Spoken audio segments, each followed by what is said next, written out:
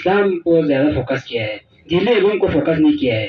یہ اسی وجہ سے یہ اسلام کی سب سے بڑی خامی ہے۔ نہیں دیکھو آپ میری بات سنیں، آپ میری بات کو مکمل میری بات سنیں، آپ پروفیسر کی بات سنیں گے، آپ پہلے میری بات کو مکمل ہونے دیں۔ علم حاصل کرنا ہر مسلمان مرد اور عورت پر فرض ہے۔ سائنسی علوم بھی اس میں آتے ہیں۔ جی تو میرے خیال کے مطابق، جہاں تک میرے نظریے کے مطابق، اس حدیث میں جو ہے نا اسلام کو زیادہ فوکس کیا ہے، دینی علوم کو فوکس نہیں کیا ہے۔ یہ اسی وجہ سے یہ اسلام کی سب سے بڑی خامی ہے۔ نہیں دیکھو آپ میری بات سنیں، آپ میری بات کو مکمل میری بات سنیں، آپ پروفیسر کی بات سنیں گے، آپ پہلے میری بات کو مکمل ہونے دیں۔ تو یہ اسلام کی سب سے بڑی خامی ہے کہ صرف دینی علوم کو فوکس کیا ہے۔ اسی وجہ سے اگر آج دنیا چاند پر پہنچ گئی ہے تو صرف سائنس کی وجہ سے پہنچ گئی ہے۔ پروفیسر صاحب نے بتایا، کیا آپ ان باتوں کو مانتے ہیں؟ جی میں پروفیسر صاحب کے اس بات سے بالکل بھی میں اس بات کا قائل نہیں ہوں۔ یعنی سائنسی علوم، دیگر علوم یہ شیطانی علوم ہے، کیونکہ پیغمبر کے اس فرمان کے مطابق یعنی سائنسی علوم کو حاصل کرنا ضروری ہے، یعنی پیغمبر نے سائنسی علوم کو حاصل کرنے پر فوکس دیا ہے۔ پروفیسر مشرف صاحب جی، آپ کیا کہنا چاہتے ہیں؟ جی سائنسی علوم شیطانی علوم نہیں ہے، میں یہ کہنا چاہتا ہوں، کیونکہ آج دنیا میں جتنی ترقی ہوئی نا وہ سائنسی علوم کی وجہ سے ہوا ہے۔ علامہ وجاہت علی جعفری سے کہ آپ جو پروفیسر صاحب نے اور مفتی صاحب نے جو باتیں بتائی ہیں، آپ ان پہ تھوڑا روشنی ڈالیں۔ جی جناب پروفیسر صاحب نے بھی جو موقف اپنایا ہے وہ بھی کافی حد تک صحیح ہے، اور جناب مفتی صاحب نے بھی جو بیان کیا ہے وہ بھی کافی حد تک صحیح ہے، لیکن اسلام اس دونوں کو ایک مانتا ہے، یعنی اسلام میں دین اور دنیاوی علوم میں کوئی تقسیم نہیں ہے، ان دونوں کا موقف ایک ہے۔ لیکن مفتی صاحب نے جو فرمایا کہ شیطانی علوم ہے، میں کہنا چاہتا ہوں کہ انسانیت کی بنیاد پر اسلام یہ چاہتا ہے، دیکھیے ناظرین بھی سن رہے ہیں، تو اسلام یعنی جو آپ کا انسانیت کے لیے جو علم مفید ہو، وہ علم انسانیت کے لیے جو مفید ہو، اسلام اس کو اپنانے کی، اس کو حاصل کرنے کو واجب قرار دیتا ہے، اور اسلام میں کوئی تقسیم نہیں ہے علوم کی بنیاد پر۔ اگر اس کا ہدف یعنی ہدف کی بنیاد پر اسلام علوم کے میری بات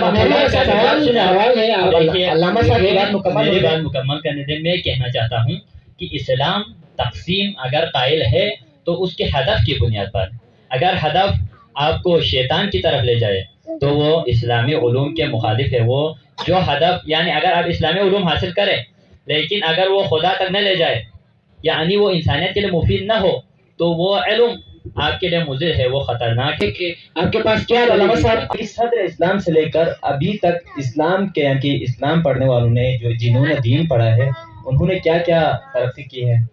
تاریخ اسلام کا سب سے پہلا مدرسہ جو کہ صفہ کے نام سے مشہور ہے، جہاں پر امام پیغمبر اکرم حضرت محمد مصطفیٰ صلی اللہ علیہ وآلہ وسلم تعلیم دیتے تھے لوگوں کو، جہاں پر اقتصادی تعلیم بھی دی جاتی تھی، تو وہاں پر نماز روزے کے بارے میں بھی بتائی جاتی تھی، وہاں پر دیگر معاشرتی مسائل کو جنگ و جدال کے دور میں پیغمبر نے جتنے بھی جنگی اور دیگر امور کو انجام دیا ہے وہ بھی وہیں پر ہوتے تھے۔ امام جعفر صادق علیہ السلام کے دور کو دیکھیں آپ، اگر امام جعفر صادق علیہ السلام کے ایک شاگرد ہوں جابر ابن حیان، جو کہ بابا کیمیا یعنی بابا کیمسٹری، فادر آف کیمسٹری کے نام سے جانا جاتا ہے۔ اسی طرح سے اگر دیکھا جائے تو دیگر مسلمان سائنسدان ہیں، آج ہمارے نوجوان پریشان ہیں، مایوس ہیں، یعنی ایک ساتھ نہیں پڑھ سکتے ہیں، جیسا کہ جامعہ توسیع بلتستان جو کہ ایک الہی و انسانی ادارہ ہے جہاں پر دونوں تعلیم ساتھ دی جاتی ہے۔ اسی طرح سے اگر حضرت امام جعفر صادق علیہ السلام کے دور کو آپ دیکھا جائے تو ابن سینا جیسے شاگردیں اور دیگر تمام مجتہدین جہاں پر فقہ اور اصول کے تمام ابحاث بھی کرتے تھے، تو ہم دوسری جانب بابائے کیمسٹری جیسے مجتہدین اور دیگر بابائے کیمسٹری جیسے فلاسفر بھی نکلتے تھے۔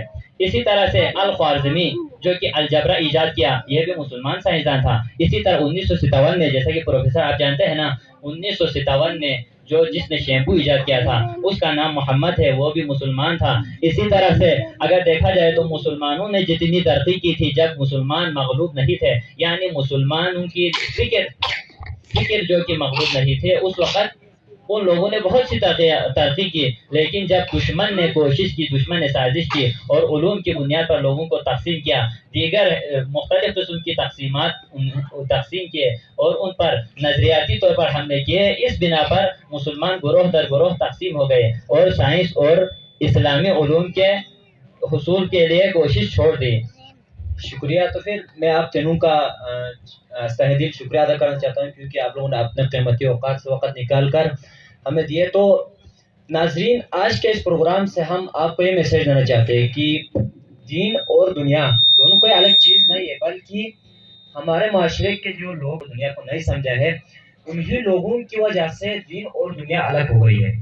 کیونکہ جو ہے دین اور دنیا دونوں علامہ صاحب نے مکمل اس پہ گفتگو کی ہے، پھر بھی میں ایک دفعہ آپ لوگوں کی پھر اسے یاد دہانی کرنا چاہتا ہوں کہ جو بھی علم ہو، چاہے دینی ہو چاہے یا دنیاوی ہو، دونوں علوم جو ہے، جو بھی علوم ہو، وہ سارے انسان کی نیت پر ڈیپینڈ ہے۔ تو پھر ناظرین اب ہمیں اجازت دیجیے۔ مزید معلوماتی، تفریحی اور نت نئے ویڈیوز دیکھنے اور ہر خبر سے باخبر رہنے کے لیے ہمارے چینل کو سبسکرائب کریں اور بیل آئیکن بھی دبائیں۔ شکریہ۔